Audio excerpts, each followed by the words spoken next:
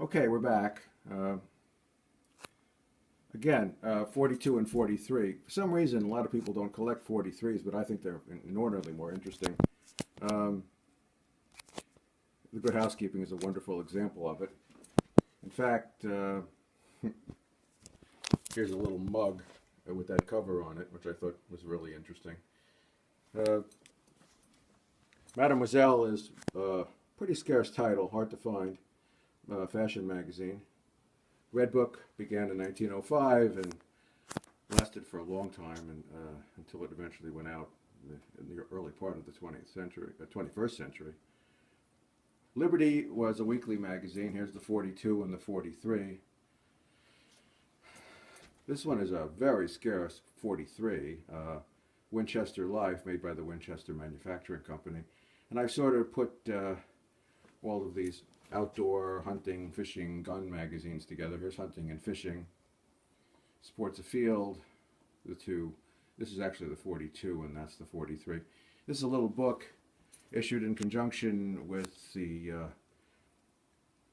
2002 exhibit at the Smithsonian by Peter Guillem Kreitler. It's cute, very incomplete, but it's got some nice images in it.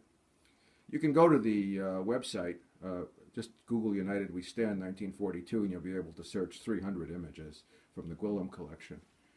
Here's some more American Rifleman. This is the 42, very boring. 43, much prettier.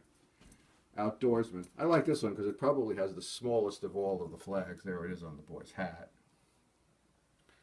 Field and Stream, Outdoor Life, Farm Journal. Someone, I just had a conversation with someone today that told me that a woman who worked for the company had a stash of them.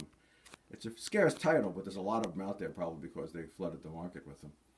Some more Farm Journal has a pretty cover. Outdoors. Here's some real rare birds. Hammerhill Bond is another one, which is maybe the only one in existence. This one is great. It's issued by a company called Watauga Spinneret. Successful farming is pretty obvious. In front of it, you see an advertising vehicle using that cover, which I bought. It's actually just put out annually as a promotion for the magazine. This one is actually from 45, but I love it. It's gorgeous, American artist. Most people don't collect 45s.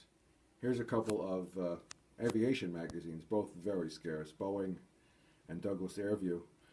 Douglas Airview is a lovely magazine for me in that they published the first photo of one of their famous employees who later became Marilyn Monroe. Her first image appears on a Douglas Airview magazine. Someday I might show that to you as well. Stamp collecting magazines. Here's some of the fraternal ones, also nice and scarce. Kiwanis, the Elks. American Legion is around, but this one is not so scarce. One of my favorites, Gourmet. You can see how wonderfully they incorporated the red, white, and blue into the cover. Some Wings is a patriotic magazine. Craftsman, American Model Craftsman. The 42 and the 43 have the same cover. I think it's the only one I've seen that has the same cover for both years. The White Tops is actually a circus magazine. Real scarce. Here's Boy's Life from the Boy Scouts of America, which is I kept put next to Scouting, which is another publication of the Boy Scouts. True Detective. A couple of smaller ones here. Popular Science, Popular Mechanics, Mechanics Illustrated. The Mechanics Illustrated is really interesting because, and I will take you over here to that, you'll notice it's the same image as the New York Times magazine. We'll get to those later. Back to these. Here's some of the other smaller magazines. Harper's.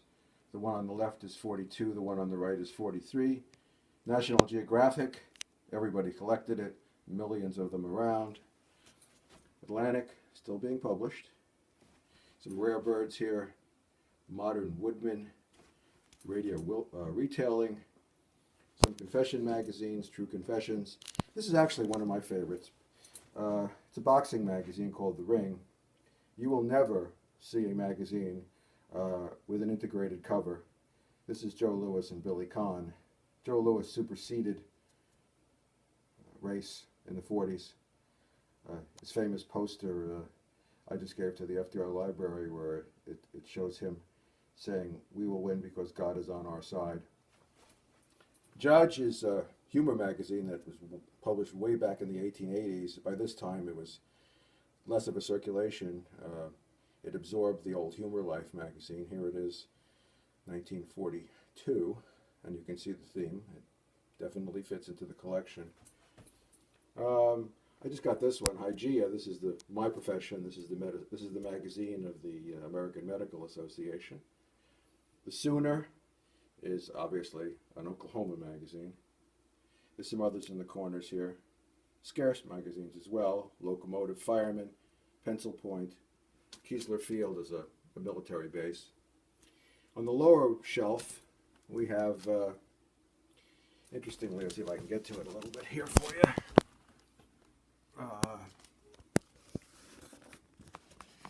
Well, that's Pencil Points, which is a art magazine. What I'm trying to show you that I can't get to is the magazine, is the Playbill, which had the cover on it as well. Trade Bulletin, very rare. Sunshine. Frisco Lines is gorgeous. It's really not a magazine. It's a timetable, but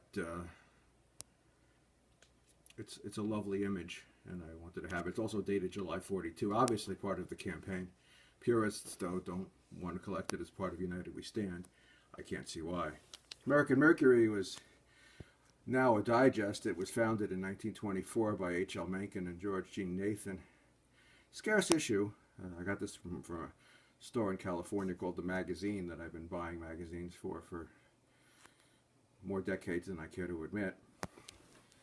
QST I love. That's another thing I am, is a ham radio operator, and this is the magazine of amateur radio.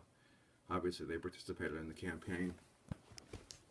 There's another scarce one, Merchandiser. This one is also not in the Smithsonian collection. Again, I don't know when this is going to cut off, so I'll make another video and post it as well. See you in a few seconds.